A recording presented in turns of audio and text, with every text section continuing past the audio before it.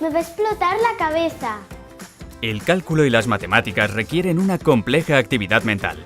Intervienen la memoria, el lenguaje, la atención, las funciones ejecutivas y la habilidad visoespacial. En la mayoría de las personas el sentido numérico es innato.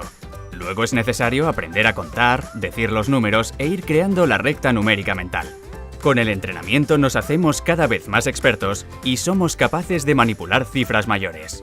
Algunas personas presentan dificultades para procesar las cantidades, no poseen el sentido numérico innato y tienen lo que se llama discalculia. Algunos niños con dislexia y TDAH también tienen dificultades en el cálculo. Ser consciente de ello nos permitirá ayudarles con programas de reeducación adecuados. Este problema me tiene que salir.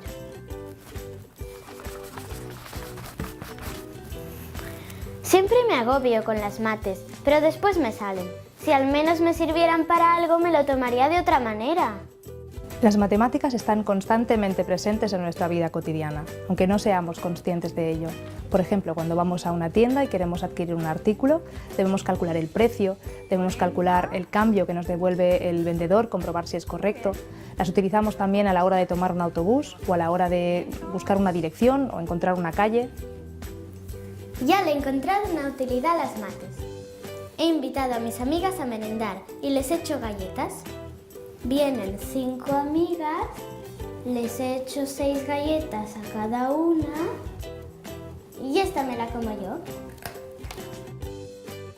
Una información de la Unidad de Trastornos del Aprendizaje Escolar del Hospital Sant Joan de Déu.